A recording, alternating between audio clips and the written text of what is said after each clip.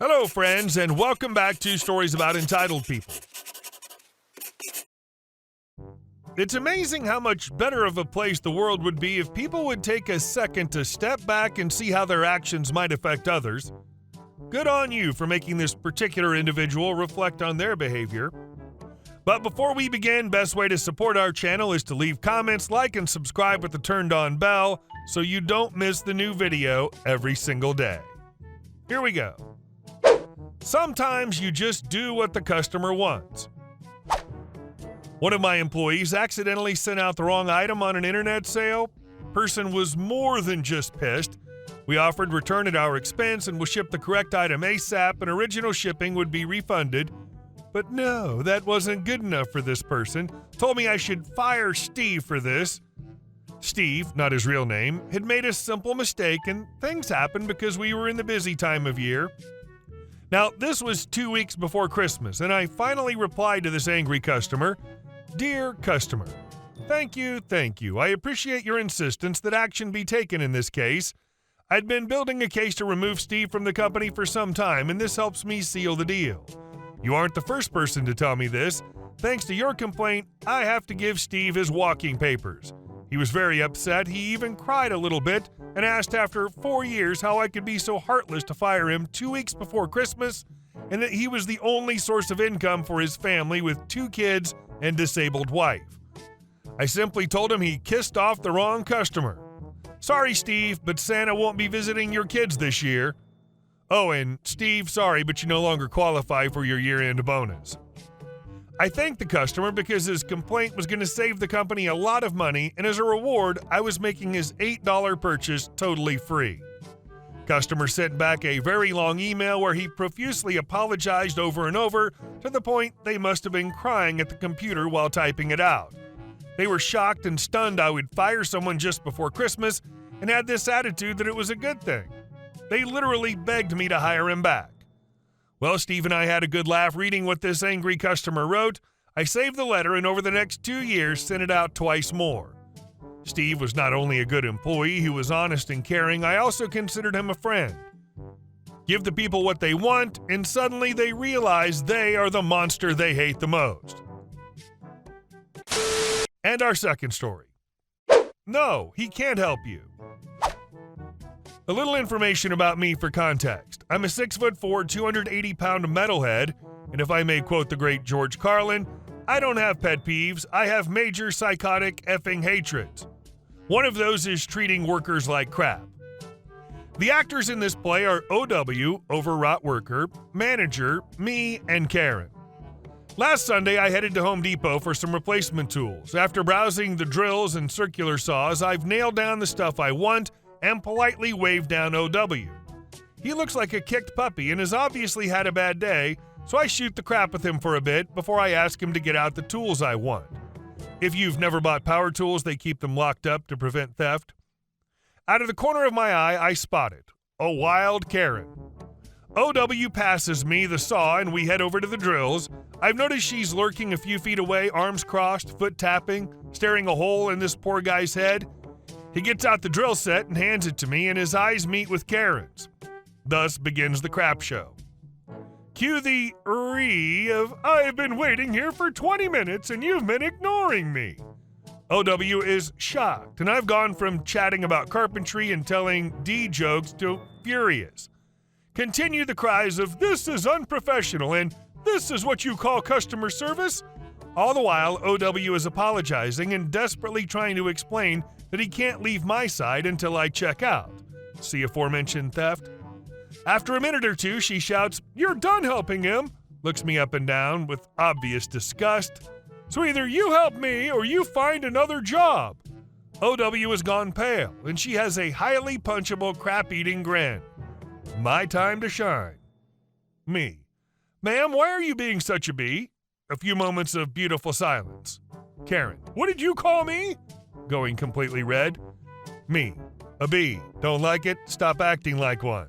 Said in a calm, near monotone. Karen takes a step toward me, voice shaking. How dare you? Do you Me. Nope. I do know he can't help you until I check out. Still calm. Karen takes another step. Bullsh. Me. F off! Find someone else to be at, I yell. I can see the moment of realization. I've got almost a foot and 150 pounds of anger on her, so she turns on her heel and scurries away, all the while ranting to herself. I stare at her back until she turns a corner. Me. I think I have everything. OW. Thanks. Me laughing. What a C word. OW laughs. We walk straight over to checkout. I'm still giggling like an idiot, and OW's trying and failing to not laugh. The cashier's a tiny old Asian lady looking at us amused. Is that everything? Me. Yep, still giggling. An aisle or two down, who do I see but Karen dragging an obviously confused man with her? She points at me and shrieks, "That's him! That's the guy who threatened me!" Me to cashier. I would like the 2-year warranty on these. Me. Stating the obvious isn't a threat. Calm again. This triggers a tirade of my supposed threats and horrible insults, including rape hilariously, like I was planning to pin her down in the hardware aisle. The, I assume, manager trying to calm her down while OW is still failing to hold in his laughs. Finally, she calms enough for him to talk to me. Manager, sir, I'm sorry about this, but is any of this true? Karen has that effing grin back.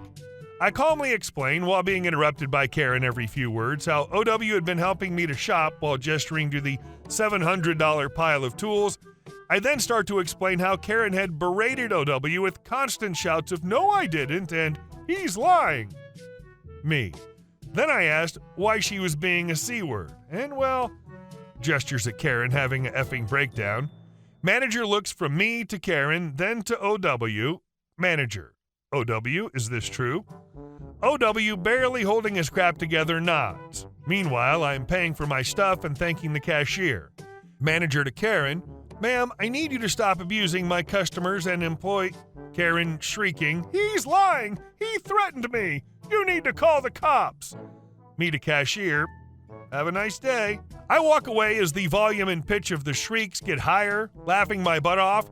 By the time I made it to the car, I was shaking with tears running down my face with the lulz. Turns out someone took her advice and called the cops. I had the privilege of watching them escort her from the building while I lost my crap. That was a good day. And our next story. It's a defect. Spoiler, it's not a defect. Customer came in today, had a couple of wood kids' chairs with him, brought them to the counter and demanded to return it or swap it. This particular model, when we sell these, there are these little tags that read out like, "Due to the stain application process, color may be variated." This makes the piece unique and is not a defect. Like variations in color and stain with these pieces is normal. Think like an antiquing process. First complaint out of his mouth, "It's defective. I want to return it." Me. Okay, can you show me the defect? Customer. Yeah, I've been using it in my kid's playroom, but it's defective due to the variation in coloring. Me. So it's used. Looking at the chairs and noticing several deep scratches and discoloration marks in the seat. C. Yeah, my kids have been coloring on it, using their toys on it, but I'm not happy with the staining and coloring. Me.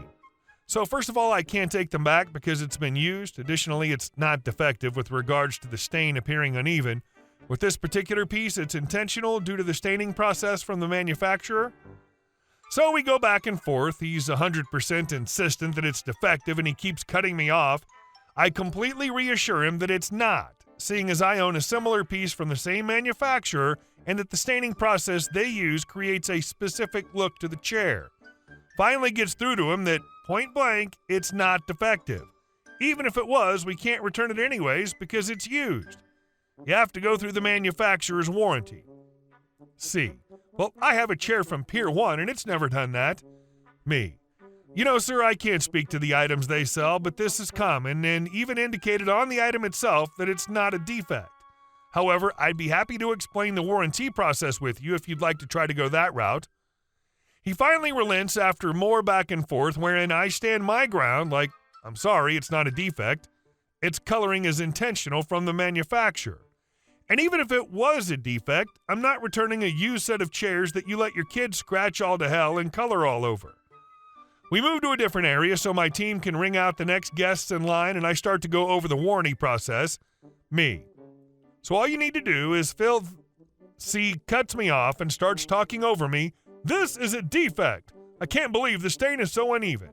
And then there's this. Customer flips over the chair and shows me where the chair has begun to scratch on the bottom of the leg from being dragged on the floor. Me. Again, sir, that's normal wear and tear from use. When you're C. Oh, so that's considered normal? Me.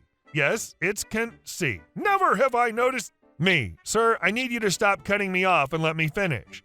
Dude seems so taken aback that I cut him off, he stopped talking over me so we could get through the rest of the process, which would have taken less time to explain if he'd just let me talk and explain the process. After we were done, dude just stomped away with his kids' chairs in tow. I started to head back out to our sales area when a gentleman who was also ringing out at a nearby register spoke up. Good job, manager. That guy was persistent. Which, to be honest, made me feel slightly better. I wasn't handling anything wrong, but the dude cut me off so many times I was like 100% done. He was also not the first one today either. Another of my staff had someone else earlier in the day that was also trying to return some used stuff. It's unfortunately really common this time of year. A lot of people upgrade for the holidays and then don't like it and want to return it afterwards and get their money back. Super Bowl is a big one. We see this around too, specifically with couches and chairs. And our last story. Fired for a disability. I'm rated 100% VA, one of my claims being a hiatal hernia. On Sunday, I had a major flare-up and could barely stand. However, went to work and pulled 8 hours of a 12-hour shift. I called in and said someone needed to relieve me before otherwise I was going to faint on the spot. The next day, I called into work and stated I still had pain and needed to head towards the ER. I called the nurse hotline and they stated to just stay home and rest, so that's what I did. I felt better the next day and went into work. Upon arriving to work, the owner of the business stated if I could not produce an ER document, he had to fire me. I told him the nurse advised me to just rest and gave him a copy of my disability paperwork for the hernia. He told me the disability paperwork was not good enough and that I'm now fired. Not only am I fired, my pay on my final paycheck is dropped from $20 an hour to $12 per a hiring contract if fired. It's a smaller-owned armed security guard company out of San Antonio, Texas. Some companies operate under the belief they are too small to be held accountable to the law. In this case, I can personally attest that they are not. I went to an EEO attorney. I sued them. All I'm allowed to say is that it went well. Hey guys, thank you all for watching the video. I'll see you in the next one.